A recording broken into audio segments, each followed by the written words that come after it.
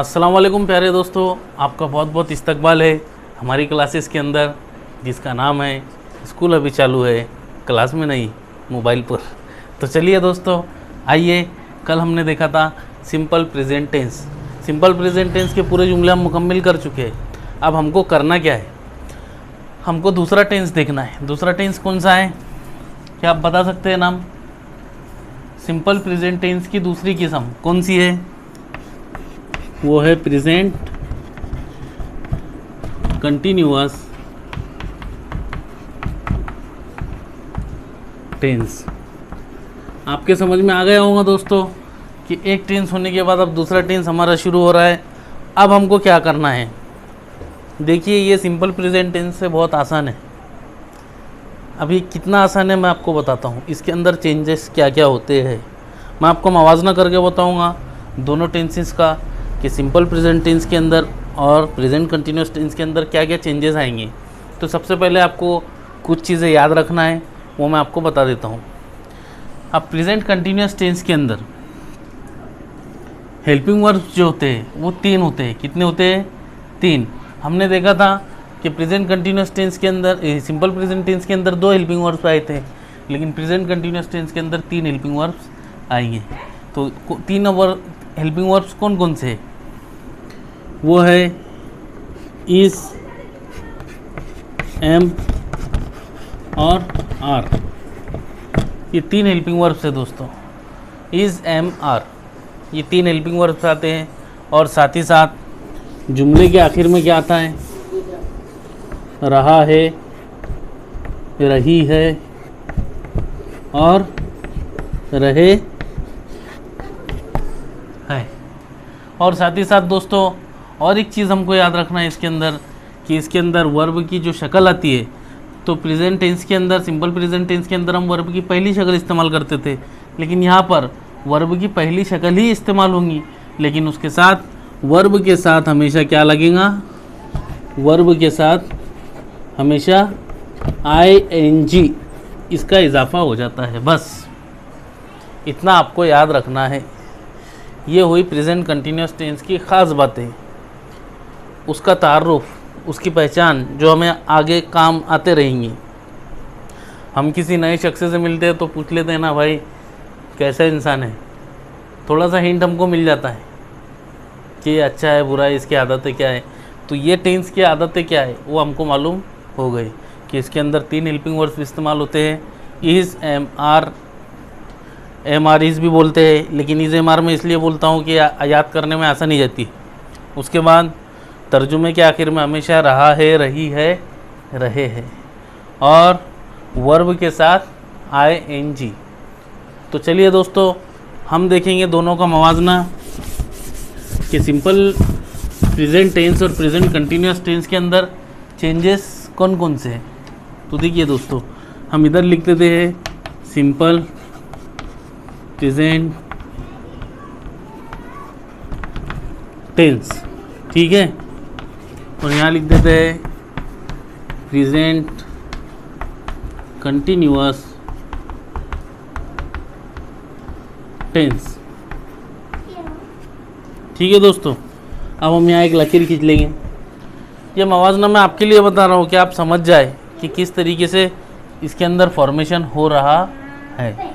तो देखिए दोस्तों, सिंपल प्रेजेंट टेंस के अंदर सबसे पहले हेल्पिंग वर्ब्स 2 इस्तेमाल होते थे, डू और डस। यहाँ हेल्पिंग वर्ब्स 3 इस्तेमाल होंगे। कौन कौन से? Is, am, are. ठीक है। दूसरा फ़र्क, इसके अंदर वर्ब की पहली शक्ल इस्तेमाल होती थी, लेकिन यहाँ वर्ब की पहली शक्ल के साथ क्या इस्तेमाल होगा? ING। जैसे यहाँ पर हम इस्तेमाल करते थे प्ले, तो यहाँ पर क्या आएगा? प्लेइंग। जैसा यहाँ प्ले आता था ना, प्ले, तो यहाँ पर भी पहले वर्ब की पहली शक्ल आएगी प्ले, लेकिन उसके साथ लग जाएगा ING। तीसरा फ़र्क जो है, इसके तर्जुमे के आखिर में ता है, ती है और ते है आता था किसके, सिंपल प्रेजेंट टेंस के आखिर में, और प्रेजेंट कंटिन्यूअस टेंस के आखिर में आएगा रहा है, रही है, रहे हैं। ये हो गए दोस्तों दोनों के अंदर के चेंजेस। ये चेंजेस मैंने आपको इसलिए बताया कि आप इसको पहचान ले कि भाई ये कुछ नया आइटम नहीं है, ये इसी से मिलता जुलता आइटम है, इसके अंदर चेंजेस क्या क्या होने वाले हैं आप ये समझ ले। हेल्पिंग वर्ब्स डू और डज सिंपल प्रेजेंट टेंस के अंदर इस्तेमाल हुए थे, is am are present continuous tense के अंदर इस्तेमाल होंगे, वर्ब की पहली शक्ल इस्तेमाल हुई थी, प्रेजेंट कंटिन्यूअस टेंस के अंदर वर्ब की पहली शक्ल इस्तेमाल होंगी लेकिन आईएनजी साथ के अंदर आएगा, और सिंपल प्रेजेंट टेंस के तर्जुमे में आखिर में ता है, तिए ते है आता था, और प्रेजेंट कंटिन्यूअस टेंस के जुमले के आखिर में रहा है, रही है, रहे है आएगा। इतना आपको याद रखना है दोस्तों। चलिए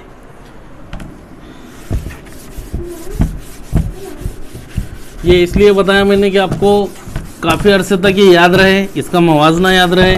एग्ज़ाम के अंदर जो क्वेश्चंस आते हैं वो ट्रांसफॉर्मेशन ऑफ वर्ब के भी आते हैं, यानी ये वर्ब का जुमला है उसको वो वर्ब में बदलना है, तो आपको समझना चाहिए कि कौन से वर्ब में, कौन से टेंस के अंदर बदलना है, ये टेंस का जुमला वो टेंस में डालना है, तो उसके अंदर जाने के वास्ते हेल्पिंग वर्ब्स वगैरह याद होना चाहिए। इसलिए मैंने आपको एक मवाजना बता दिया, दोनों में फ़र्क बता दिया। चलिए दोस्तों अब देखते हैं प्रेजेंट कंटिन्यूअस टेंस के जुमले बनते कैसा है। तो मैं यहाँ पर नाम लिख देता हूँ, प्रेजेंट कंटिन्यूअस टेंस। ठीक है दोस्तों, अब प्रेजेंट कंटिन्यूअस टेंस के अंदर जैसे सिंपल प्रेजेंट टेंस के अंदर बनता था subject plus verb plus object, है ना, लेकिन यहाँ पर हेल्पिंग वर्ब स्टार्टिंग से ही शुरू हो जाता है, पहले जुमले के पास से ही।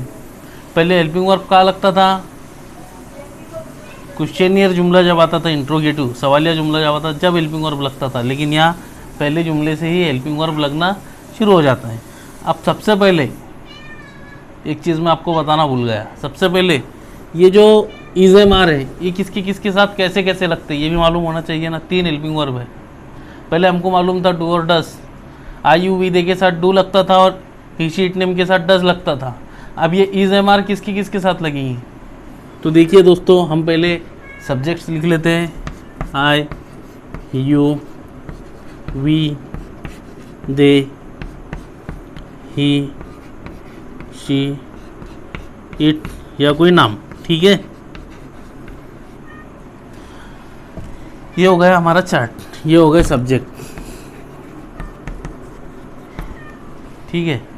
तो इसके अंदर आई के साथ हमेशा हेल्पिंग वर्ब लगेगा एम। कौन सा हेल्पिंग वर्ब लगेगा, एम। यू वी और दे इनके साथ लगेगा आर, और ही शी इट नेम के साथ कौन सा हेल्पिंग वर्ब लगेगा, इस। बस आपको ये याद रखना है, I am, you are, we are, they are, he is, she is, it is, और यहाँ पर नाम अबू बकर इज़, ठीक है। आपको सिर्फ इतने हेल्पिंग वर्ब्स याद कर लेना है, आई के साथ एम, यू वी दे के साथ आर, और ही शी इट नेम के साथ इज़, ठीक है दोस्तों। आइए अब हम देखते हैं कि जुमला किस तरीके से तैयार होगा।